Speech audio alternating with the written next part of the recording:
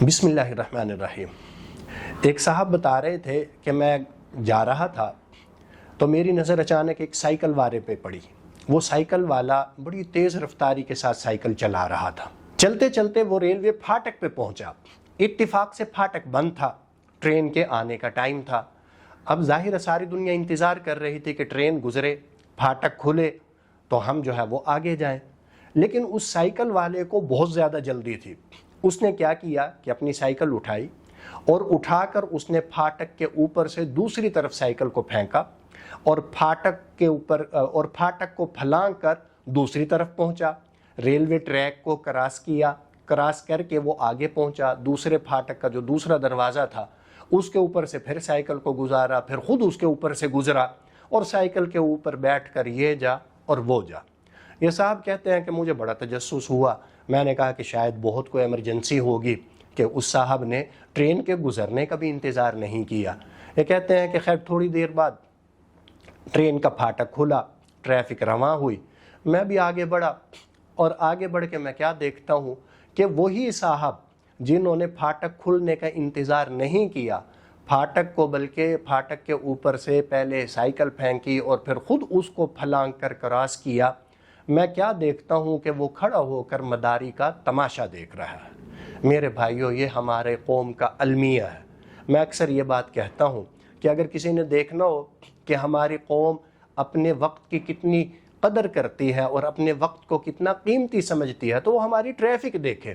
ادھر سے سائیکل والا آ رہا ہے، ادھر سے رکشے والا جلدی میں ہے، موٹر سائیکل والے کی ایک اپنی ہی دنیا ہے، گاڑی والے کو اپنی فکر ہے، ادھر سے وہ ہارن دے رہا ہے، ادھر سے وہ ہارن بجا رہا ہے، ادھر سے وہ گھنٹے بجا رہا ہے۔ ہر ایک کو جلدی ہے، ایک ایک سیکنڈ، دو سیکنڈ کے لیے ہم اپنی جان بھی خطرے میں ڈالتے ہیں، دوسرے کی جان بھی خطرے میں ڈالتے ہیں، لیکن ہم اپنے 2 سیکنڈ 3 سیکنڈ ضرور بچاتے ہیں۔ تو اگر کسی نے دیکھنا ہو کہ ہماری قوم وقت کی کتنی قدر کرتی ہے تو وہ ہماری ٹریفک کو دیکھے، اور اگر کسی نے یہ دیکھنا ہے کہ ہماری قوم کتنی ویلی ہے وہ یہ دیکھے کہ ہماری قوم موبائل کتنا استعمال کرتی ہے۔ موبائل پہ ویلے بیٹھ کے ٹک ٹاک پہ گھنٹوں لگا دیں گے، موبائل پہ بیٹھ کے فیس بک پہ گھنٹوں ضائع کر دیں گے، مووی کو دیکھنے کے لیے 3 گھنٹے لگا دیں گے، میچ دیکھنے کے لیے 4 5 گھنٹے نکال لیں گے۔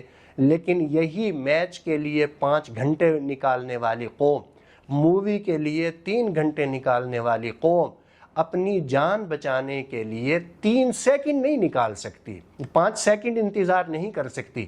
اشارہ بند ہوگا، اشارہ توڑے گی، لین چینج کرنی پڑے گی، لین چینج کرے گی، ہارن دینا پڑے گا، ہارن دے گی، کچھ بھی کرنا پڑے گا، فٹ پاتھ پہ گاڑی چڑھانی پڑے گی، فٹ پاتھ پہ گاڑی چڑھا دے گی۔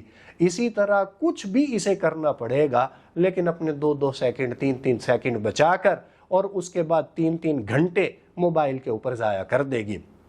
تو میرے بھائیوں، میں آپ سے گزارش کروں گا کہ تھوڑا سا ہمیں ٹریفک کے قوانین کی طرف بھی توجہ دینی چاہیے، اور ہمیں گاڑی، موٹر سائیکل، بائک وہ بھی اس طرح چلانا چاہیے جو شریعت کا حکم ہے۔ شریعت کا ہمیں حکم ہے کہ کسی کو تکلیف نہیں دینی۔